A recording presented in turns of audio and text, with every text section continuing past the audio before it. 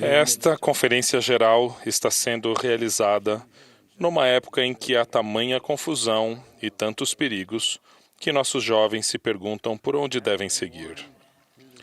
Tendo sido advertidos por meio de revelação de que isso aconteceria, sempre foi mostrado aos profetas e apóstolos o que fazer.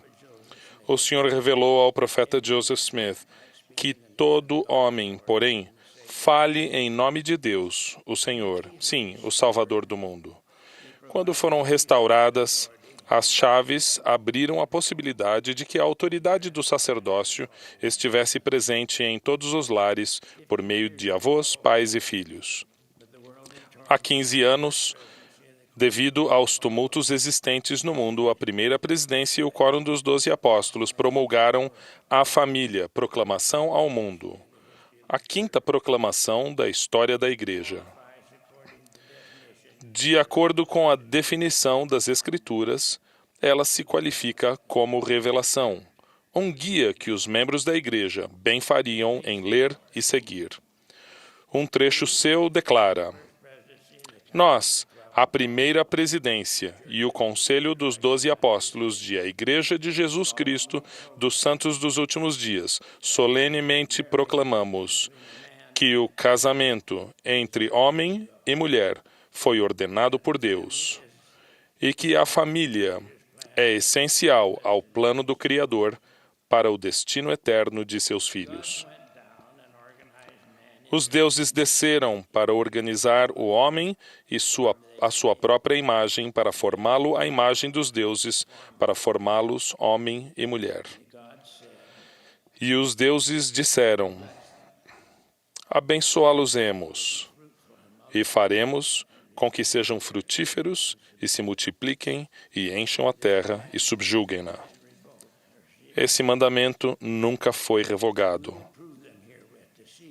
E assim os provaremos, para ver se farão todas as coisas que o Senhor seu Deus lhes ordenar.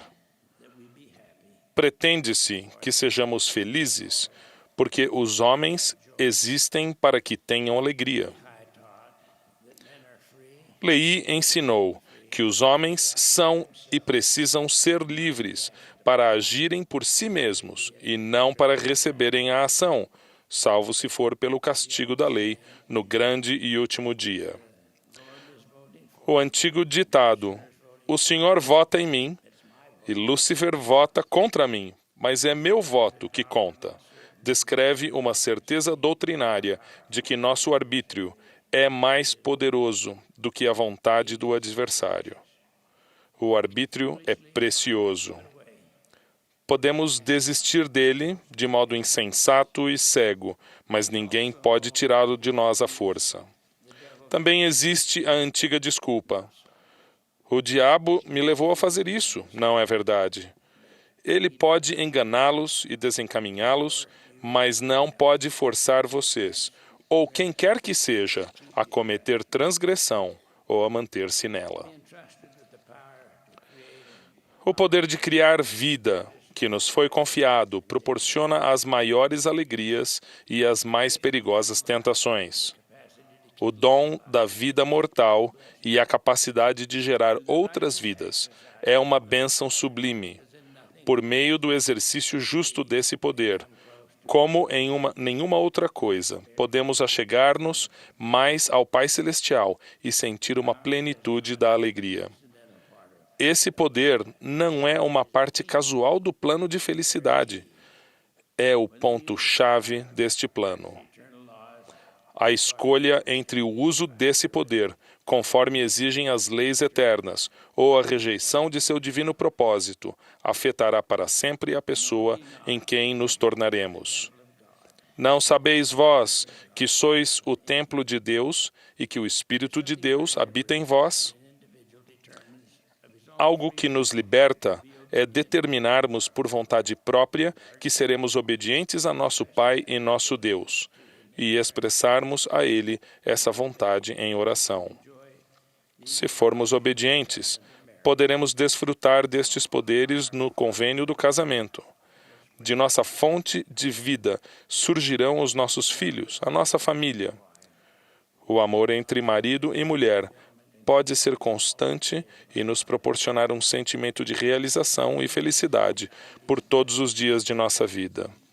Se alguém deixar de receber essas bênçãos na mortalidade, a promessa é que elas serão concedidas no mundo vindouro. O puro amor pressupõe que somente após o juramento de fidelidade eterna, em uma cerimônia legal e legítima, e de preferência após a ordenança do selamento no templo, é que esses poderes de criação da vida serão liberados para a plena expressão do amor. Ele deve ser compartilhado única e exclusivamente entre um homem e uma mulher, casados um com o outro como companheiros eternos. No tocante a isso, o Evangelho é bem claro. Temos a liberdade de ignorar os mandamentos, mas quando as revelações expressam uma proibição em termos tão claros, é melhor prestarmos atenção. O adversário inveja todos os que têm o poder de gerar vida. Satanás não pode gerar vida, é impotente. Ele procura tornar todos os homens tão miseráveis como ele próprio. Procura degradar o uso justo dos poderes de criação de vida, tentando vocês a manterem relações imorais. O Senhor usou a expressão "é semelhante" para criar uma imagem metafórica que seus seguidores pudessem compreender, tais como: o reino dos céus é semelhante ao homem, negociante. O reino dos céus é semelhante a uma rede. O reino dos céus é semelhante a um tesouro escondido num campo. Em nossos dias, a influência nefasta da pornografia é semelhante a uma praga que se espalha pelo mundo, infectando um aqui e outro ali, procurando implacavelmente invadir todos os lares. Mais frequentemente, por intermédio do marido e pai. O efeito dessa praga pode ser espiritualmente fatal, como infelizmente acontece de modo geral. Lúcifer quer destruir o grande plano de redenção, o plano de felicidade. A pornografia sempre repele o Espírito de Cristo e interrompe a comunicação entre nosso Pai Celestial e seus filhos, destruindo o terno relacionamento existente entre marido e mulher. O sacerdócio possui o maior dos poderes. Ele pode proteger vocês da praga da pornografia, porque ela é uma praga. Se estiverem sucumbindo à influência dela. Se a pessoa for obediente, o sacerdócio pode mostrar-lhe como vencer um hábito e até eliminar o vício. Os portadores do sacerdócio têm essa autoridade e devem empregá-la para expulsar influências malignas. Advertimos e alertamos os membros da igreja para que despertem e compreendam o que está acontecendo. Pais, estejam sempre alertas e atentos para que a iniquidade não ameace o seu círculo familiar. Ensinamos um padrão de conduta moral que vai proteger-nos dos muitos substitutos e imitações de casamento criados por Satanás. Vocês precisam compreender que toda e qualquer proposta de se iniciar um relacionamento que não esteja em harmonia com os princípios do Evangelho é obrigatoriamente errada. Aprendemos no livro de Mórmon que iniquidade nunca foi felicidade. Alguns supõem que estamos predestinados e que eles não podem sobrepujar o que imaginam ser suas tendências inatas a coisas impuras e inaturais. E isso não é verdade. Porque o Pai Celestial faria isso com alguém?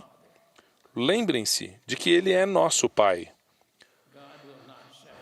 Paulo prometeu que Deus não vos deixará tentar acima do que podeis, antes que a tentação dará também o escape, para que a possais suportar. Vocês podem, se quiserem, quebrar o hábito e vencer o vício e abandonar aquilo que não é digno de nenhum membro da igreja. Conforme a alma admoestou, precisamos vigiar e orar continuamente. Isaías advertiu: ai dos que ao mal chamam bem e ao bem mal, que fazem das trevas luz e das luz trevas, e fazem do amargo doce e do doce amargo. Há vários anos visitei uma escola em Albuquerque. A professora me contou a respeito de um menino que levou um gatinho para a sala de aula. Como podem imaginar, isso interrompeu tudo. Ela pediu que ele mostrasse o gatinho para as crianças da sala. Tudo ia bem até que uma das crianças perguntou: é um gatinho macho ou fêmea? Não querendo entrar naquela lição, a professora disse: não importa, é só um gatinho. Mas elas insistiram. Por fim, uma das crianças disse: eu sei como ficar sabendo. Resignada em enfrentar a questão, a professora perguntou: como é que sabemos? E o aluno respondeu: podemos fazer uma votação. Podem rir com essa história, mas se não ficarmos alertas, há pessoas hoje em dia que não apenas toleram, mas defendem a votação para mudar leis que legalizariam a imoralidade. Como se fosse um voto pudesse, de alguma forma, alterar os desígnios das leis de Deus e da natureza. Uma lei contrária à natureza seria impossível de se colocar em prática. Vocês acham, por exemplo, que um plebiscito para revogar a lei de gravidade teria alguma utilidade? Há leis morais quanto físicas que foram irrevogavelmente decretadas nos céus antes da fundação deste mundo, não podem ser alteradas. A história mostra repetidas vezes que os padrões morais não podem ser mudados por meio de batalhas nem por votações. A legalização de algo fundamentalmente mal ou errado não evita o sofrimento e as penalidades que se seguirão tão seguramente quanto a noite segue o dia. Independentemente da oposição, estamos decididos a permanecer no rumo certo. Continuaremos a seguir os princípios, as leis e as ordenanças do Evangelho. Se eles forem mal compreendidos, quer por inocência, quer por má fé, que assim seja. Não podemos mudar. E não vamos mudar. Perdemos rapidamente o rumo quando desobedecemos às leis de Deus. Se não protegermos e ampararmos a família, a civilização e nossa liberdade, inevitavelmente, tudo perecerá. Eu, o Senhor, estou obrigado quando fazeis o que digo, mas quando não o fazeis, não tendes promessa alguma. Toda alma confinada à prisão do pecado, culpa ou perversão, tem a chave da porta de saída. Essa chave se chama arrependimento. Se souberem como usar essa chave, o adversário não poderá mantê-los presos. Os princípios gêmeos do arrependimento e do perdão são mais fortes do que o assombroso poder do tentador. Se vocês estiverem presos a um hábito ou a um vício maligno, precisam interromper esta conduta prejudicial. Os anjos vão orientá-los. Os líderes do sacerdócio vão guiá-los nesses momentos difíceis. Em nenhum outro lugar são mais manifestas a generosidade, a bondade e a misericórdia de Deus do que no arrependimento. Vocês compreendem o supremo poder purificador da expiação feita pelo Filho de Deus, nosso Salvador e nosso Redentor? Ele disse: eu, Deus, sofri estas coisas por todos, para que não precisem sofrer caso se arrependam. Nesse sublime ato de amor, o Salvador pagou as penalidades por nossos pecados para que não tivéssemos que pagar. Para aqueles que realmente desejarem, há um caminho de volta. O arrependimento é como um detergente. Ele faz sair até as manchas mais impregnadas do pecado. Os portadores do sacerdócio carregam consigo o antídoto para remover as terríveis imagens de pornografia e eliminar a culpa. O sacerdócio tem o poder de destravar a influência dos hábitos, até de quebrar as correntes do vício, por mais fortes que sejam. Ele pode curar as cicatrizes de erros passados. Não conheço em todas as revelações palavras mais belas e consoladoras do que estas. Eis que aquele que se arrependeu de seus pecados é perdoado, e eu, Senhor, deles não mais me lembro. Às vezes, mesmo após confessar e pagar as penalidades, a parte mais difícil do arrependimento é perdoar a si mesmo. Precisamos saber que perdão significa perdão. Tantas vezes quantas o meu povo se arrepender, perdoá-lo-ei de suas ofensas contra mim. O presidente Joseph Fielding Smith contou a respeito de uma mulher que lutava para sair de uma vida extremamente imoral. Ela perguntou-lhe o que deveria fazer a partir de então. Em resposta, ele pediu que ela lesse para ele um relato encontrado no Velho Testamento sobre Ló e a mulher de Ló que se transformou em uma coluna de sal. Em seguida, ele perguntou: que lição há nesses versículos para você? Ela respondeu: o Senhor destrói os iníquos. Não é isso, disse o presidente Smith à mulher arrependida. A lição para você é: não olhe para trás. Por estranho que pareça, essa pode ser a mais simples e poderosa prevenção e cura para a pornografia, para qualquer ato impuro. Ignorá-lo e fugir dele. Apague da mente todo o pensamento impuro que tente criar raízes. Ao decidir permanecer limpo, você está exercendo um arbítrio que lhe foi concedido por Deus. Depois disso, conforme aconselhou o presidente Smith, não olhe para trás. Prometo que diante de vocês está a paz e a felicidade para vocês e para a sua família. O objetivo final de toda a atividade da igreja é de que um homem e sua mulher e seus filhos sejam felizes no lar. E invoco as bênçãos do Senhor nesses tempos difíceis, para que o poder de cura esteja sobre nós e o sacerdócio do Senhor. E peço o testemunho deste poder, em nome de Jesus Cristo. Amém.